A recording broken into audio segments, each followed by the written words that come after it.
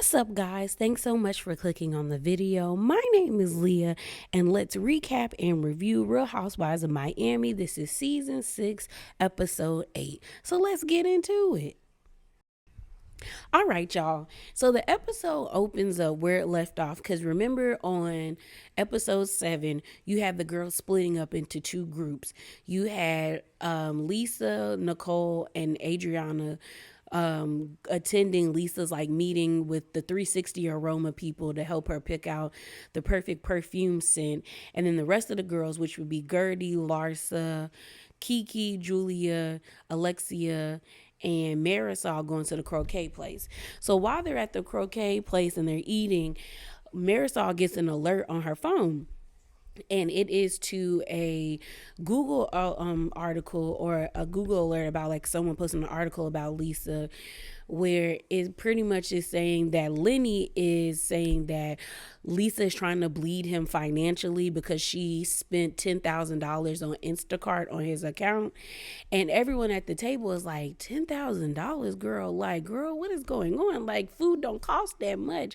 And everyone else is kind of putting two and two together, like she's buying other things with Instacart because you can buy clothes. Well, I don't know, can you buy clothes? No, I think it's more like makeup, like other like medicine and stuff like that. Like, and because you can even do that on DoorDash. So she was just like, everyone's at the table just like, yeah, this whole situation with Lenny and Lisa is just, it's crazy. Larsa speaks up and she's like, Lisa just needs to learn how to manage her money. She also needs to stop relying on Jody to take care of her financially. And then that's when Alexia brings up that, if Jody really was trying to help Lisa out, he would have bought her a new car, or at least leased her a new car, because girl, she shouldn't be driving Lenny's car. So then Gertie was like, what do you mean? What's up with the car? So then that's when Alexia tells about the article that was released. And I remember seeing on one of the blog pages, it was a interview with, I think, Up and Adam on YouTube, or one of the pages on here on YouTube that does like interviews with the Real Housewives. But he did an interview, or I'll say allegedly because I don't know if that's him, allegedly, but I remember seeing a video, so I don't know if that was him or not.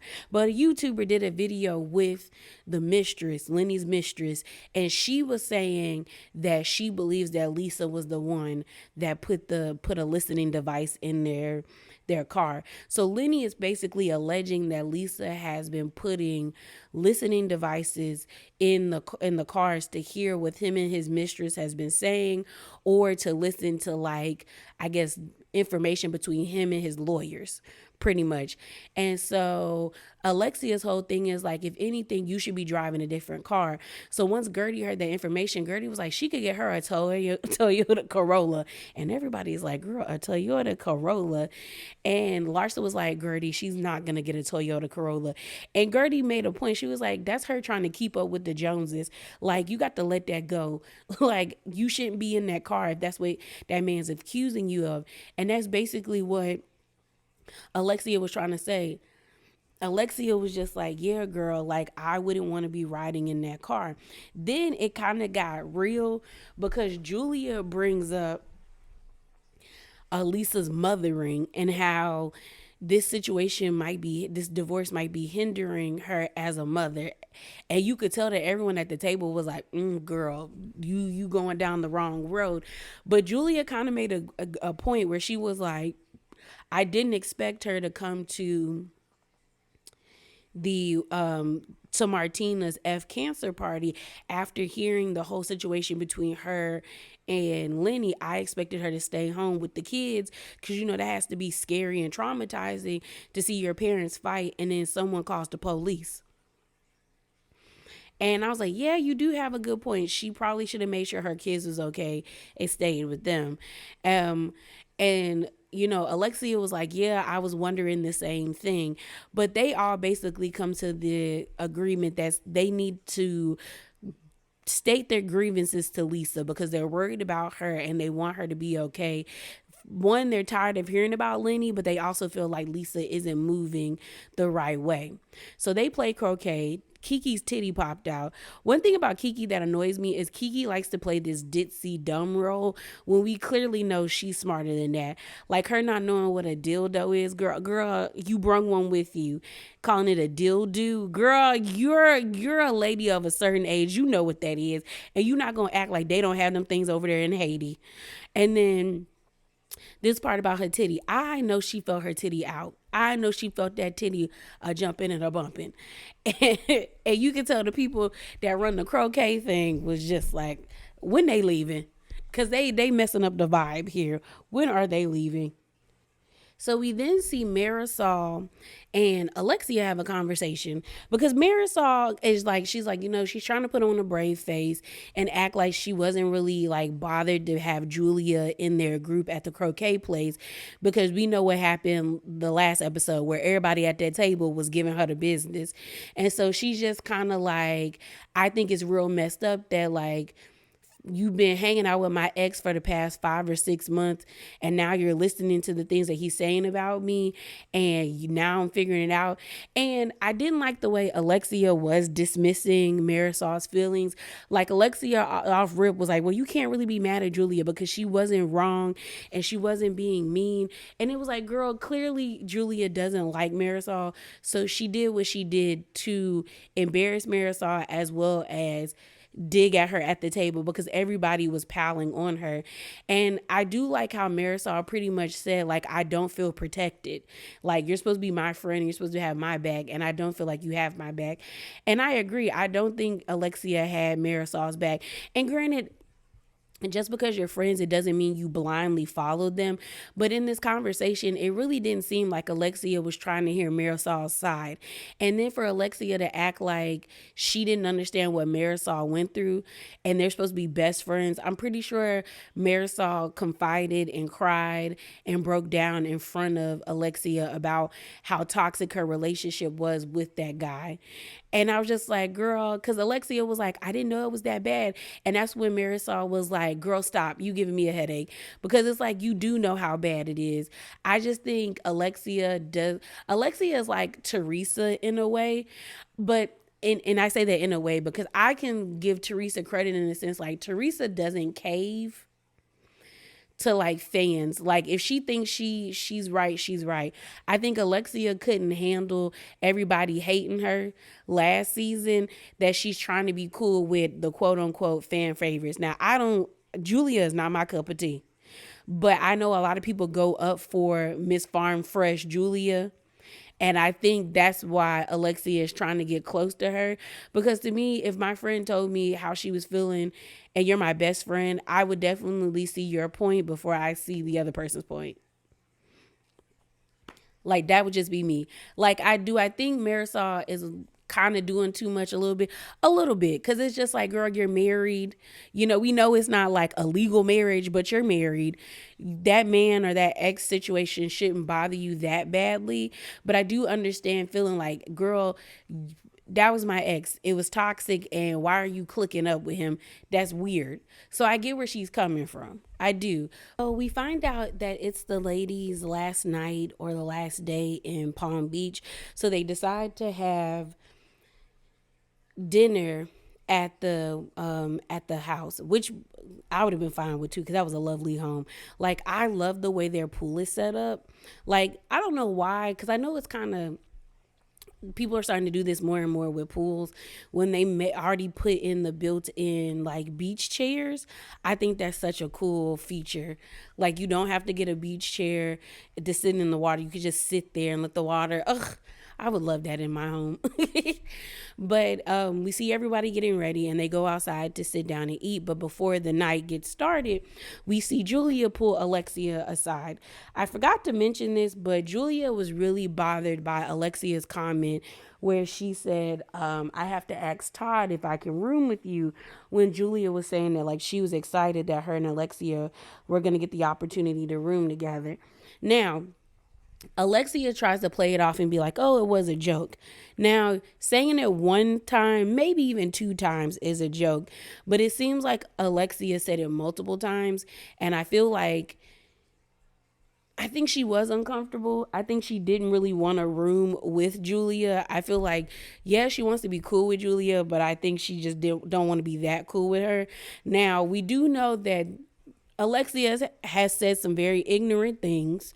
So I can see her having ignorant views on people or members of the LGBTQIA community. So when Julia brought up that like a lot of people don't want to be want to room with lesbians because they think they're deviants or something like that, and I could see that. But I'm gonna give Alexia the benefit of the doubt because she was really apologetic. She even was like, no, that's not what I meant. I just thought it was a joke. But Julia could tell that Alexia was uncomfortable. And maybe it could have been two things. Maybe she does have ignorant views on the community, or she just probably was just uncomfortable and didn't know how to tell Julia, like, I don't really want to room with you. I'm more comfortable rooming with Marisol. And I mean, yeah, we getting cool, but we not that cool yet. But they decided to move on from it. So the ladies sit down at the table and things are going pretty well until Julia. And I forgot to say this. So while the girls were at the croquet place, they all decided to designate Julia as the one to bring up like this intervention or conversation with Lisa, because they've all been trying to talk to Lisa, but she hasn't been taking it well. So they feel like maybe Julia would be the right one to disarm Lisa to see if she would be open to having the conversation about her situation with Lenny and her divorce. So while they're sitting down, the way Julia opened up this conversation started off bad already, because she pretty much kept bringing up the whole mother thing and how she was like, I was kind of shocked that you came to Martina's party. Like, I was happy to see you, but after I heard, about the police being there and the kids, I would have thought that you would want to stay with them. And Lisa lies and says that they went to sleep, because then Alexia's like, yeah, they didn't ask for you to stay. And Lisa was like, no, they went to bed. But then when they did the flashback, Lisa said that the kids were in the hallway when her and Lenny were arguing. And then the mother-in-law tried to grab Logan. I think that's the boy's name, their oldest son, and she told the mom that she would call the police because she was like, don't touch my son. So it's like, you're lying because you don't like the way this looks. And granted, I get it, that wasn't the way to open up the conversation. So then it kind of felt like a dog pile, because everyone started to chime in except Larsa, who has so much to say at the table when they were at the croquet place versus now. Because even Gertie was like, yo, we're all worried about you, like we're all trying to figure out like who's financially taking care of you. Lisa was like, yo, y'all are overstepping. Like, that is none of y'all business who's financially taking care of me. I've never asked you guys any of that information. But then Alexia kind of gets at Lisa, where she pretty much tells Lisa, like, you did ask me, like, when I was going through my situation with Herman's and his estate, and I got with Todd and I were dating. He wasn't really paying for anything for me because I felt like that wasn't his role. But, like, I wanted to fight this situation with Herman's estate. I lost. And I was like, you know what? I wanted to come back and try again. And Todd told me, I'm not going to help you. I'm not going to financially pay for anything because, girl, like, mentally, you're not, like, is having this lawsuit really worth your mental health and losing all this money? Because Alexia ends up letting us know she did lose a lot of money. Then her and Lisa went into a back and forth about the car situation, where Lisa was like, well, who bought your car? Aren't you driving Todd's car? And like Alexia said, me and Todd are in a good place. Like, you and your man ain't in a good place. Like, you should be able to get a different car.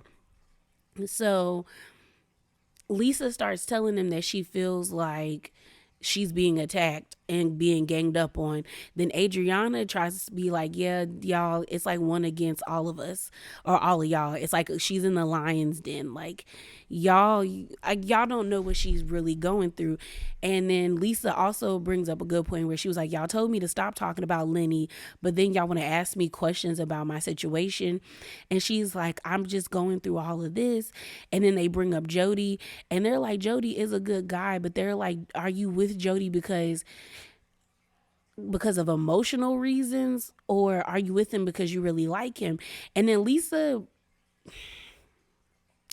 let us know that Lisa doesn't know how to be alone.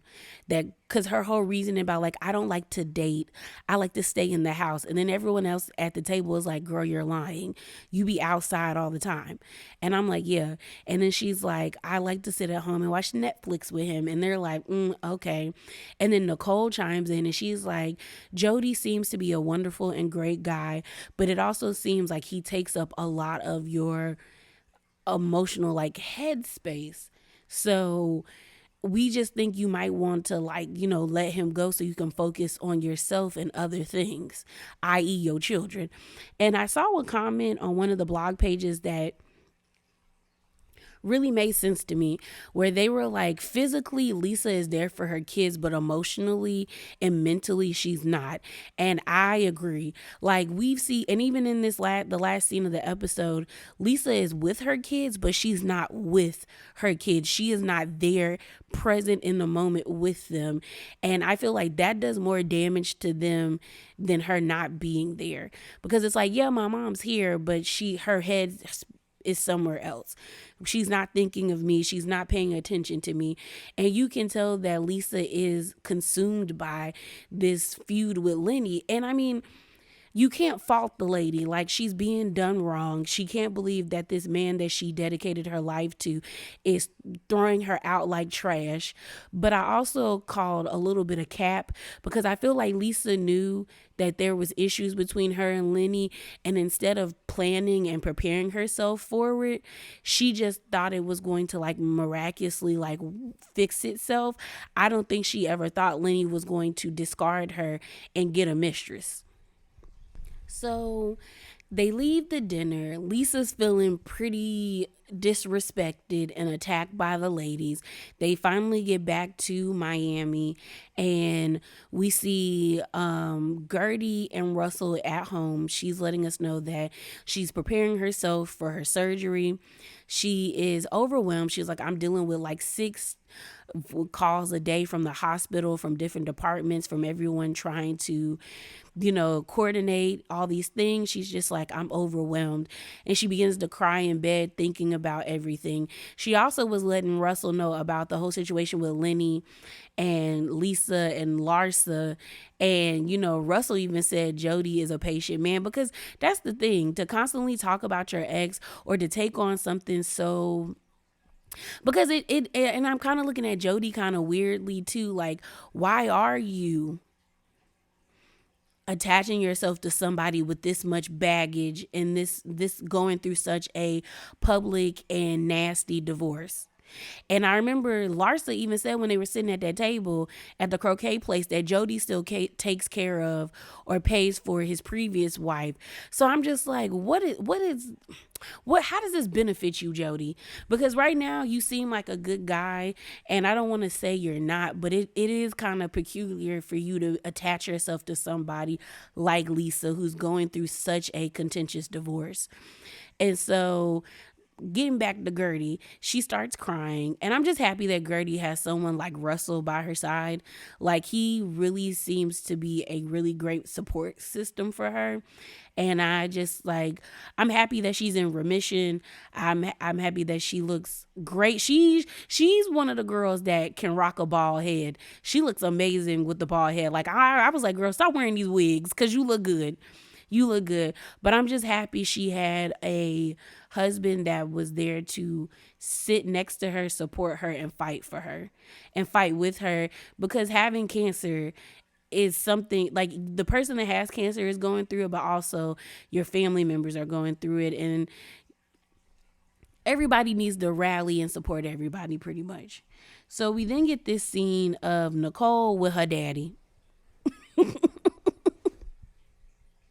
So, like I said, the next scene we get is of Nicole and her dad. And you know, Nicole, it seems like they're in a decent place. It's not great, but it's not bad. It's just kind of like we see each other. I think Nicole brings up the therapy session that they had with Dr. Laura. And I feel like that was a good therapy session in the sense of like both of them left walking away kind of understanding each other better. Like Nicole realized that her dad leaving, he left because he felt like it would protect her because he was doing some things he had no business doing. And remember, she got hit by a car, and like he just felt like, you know what, I'm not good for her. Whereas Nicole took it as rejection, and I thought it was a really it's still rejection in a sense of like, girl, you left, and that doesn't like omit the dad leaving, but I just think it's interesting to see people's perspectives in a situation. You know, they always say there's your side, the other person's side, and then in the middle is the truth because that's the non-biased part. But for him, he really thought by leaving Nicole, she was safe. And Nicole was like, no, bro, you rejected me. So while they're sitting down at the table, I guess Nicole was supposed to meet up with this whole sit down was supposed to be the dad and his girlfriend. And mind you, the girlfriend's like in her 20s. But before we go any further, RIP to her daddy. Like, I was watching the clip of the show on OMGF reality TV, and everybody in the comments were like, RIP, this is so sad to watch. And I was like, did her dad pass away? Like, hold up. So then I Googled it, and unfortunately, Nicole's father, Mr. Mike, died in this November. I think it said on like the 14th or the 13th of November. So RIP to him, you know? And then it just made this scene sad for me because I was like, dang, he really passed away. And then all the kids he reveals that he has, like Nicole is like sitting down and the dad is like, I just need you to know that I'm about to have some kids. And her face was like, what you say, bro? And he was like, did you not hear me? She was like, I did hear you. What did you say? It says, repeat yourself. And he's like, I'm planning on having some more kids. And she was like, he was like, are you okay? And she was like, I'm processing. And he was like, it takes you a long time to process. Yeah. But you know what? We should have known that the dad was probably sick because he drank something and immediately hopped up to go to the bathroom. And then Nicole was like, are you all right? Is there something wrong with your prostate? And he's like, no, my prostate is good. But it also kind of felt like the man was either like drunk or a little like he was inebriated or maybe on something. And so they were kind of going in and out. Then she ends up finding out that like she has like altogether like 7 siblings. Like the dad, like, cause she was like, so you want to have 2 kids with your girlfriend. You want to have 2 kids with your girlfriend. And how many kids will that leave you with? And he was like 7. No, he was like 8. She was like 8.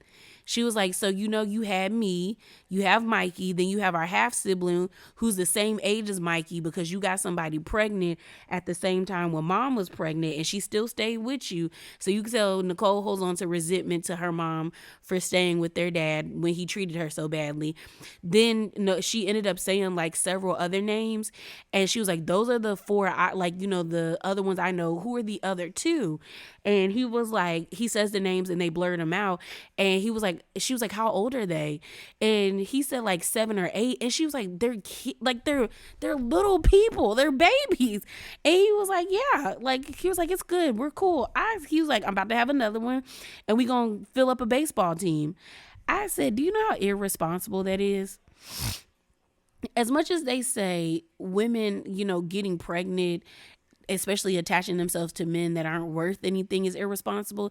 It's also irresponsible to be out here just making kids, just having kids, and not taking responsibility in being a part of their lives, and you're their father. But you know what? RIP to him. RIP to him. So the last scene of the episode is Lisa with her kids at like dance practice. So it's just the little boy and the little girl. They're dancing with the dance instructor. She's on FaceTime with Adriana and she's like, girl, I'm just going through it right now. Cause Adriana's like, what's up? How are you doing? She's like, I'm going through it. Lenny just found this new motion and it's disgusting. It's as low as he has ever gone before. And Adriana's on the phone, like, girl, what is it? And she's like, he found a motion that I am an unfit mother. I'm addicted to drugs, or I might have a drug problem, and that he wants 100% custody of the kids. And Adriana's on FaceTime like, girl, what? And then Lisa's like, I can't even. I like, it's too much. It's too much. Mind you, she's having this conversation while her kids are like running around the dance room, and the instructor is trying to get them to do a plie or a jeté or whatever you want to call it. And I'm like, why are you having this conversation? And they're like, maybe 4 or 5 feet away, because we know those dance rooms, or if you've ever been in a dance room, they're not that big of rooms. They are like a little box. So I'm like, why are you having this conversation here, girl? So then Adriana pulls up because she tells Lisa, hey, I'm pulling up. I'm in the area. She hops in her car. The car Adriana had was really nice. We know Adriana loves vintage cars. And they're having a conversation, and Lisa just breaks down. She was like, I feel like I'm living in hell. Like, he's trying to say I'm an unfit mother, that I he heard me yell that I need prescription, that I was like, I needed prescription drugs. Mind you, the prescription drugs that Lisa is talking about were like prescribed prescription drugs. Like, I think she said Adderall and clozapine or something like that. I know Adderall is for people that have ADHD because it's a drug that helps your mind focus. So I was just like, her screaming that she needs Adderall is, it's not crazy, bro. She needs to focus. And then she was like, he wants 100% custody.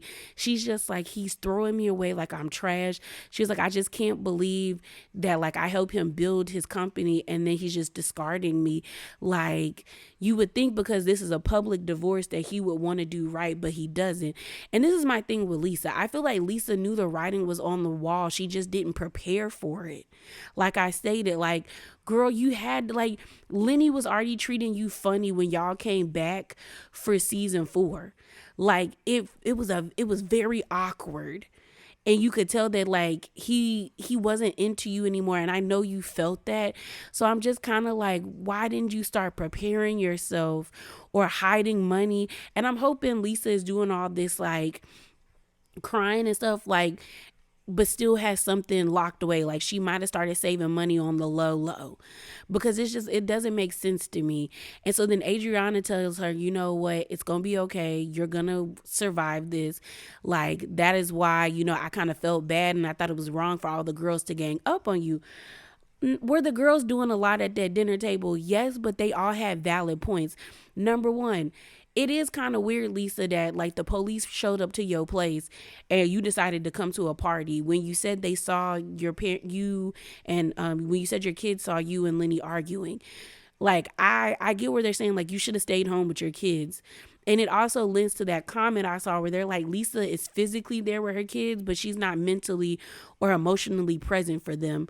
Because why are you having this conversation in front of them at their dance recital? That should have been an outdoor conversation. 2, you don't need to be with Jody right now. Like Nicole said, it seems like Jody takes up a lot of your mental headspace. You should be in therapy trying to figure out what's your next moves and how you can maneuver this situation and come out on top in a better place. 3, what Alexia said was right. Like, are you going to keep fighting this until you can't fight it anymore? Because you're losing way more than what you should. And you deserve everything, but you're losing way more. And that's a hard pill to swallow. It's a hard pill to swallow, to know that you're right and still know that, like, you could still lose everything. And that's what Lisa is fighting for. But I know that it was a lot for the girls to come at her, but I'm just kind of like, girl, they weren't lying. That's the thing. They weren't lying. Like, you got to make some decisions.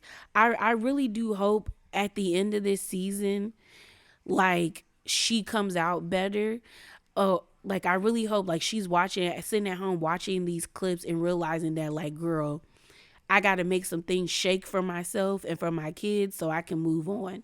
Because that's what needs to happen. She just needs to move on. But yeah, y'all, that is it. That is all. Remember to be bravely authentic and hop down in them comments below. Deuces.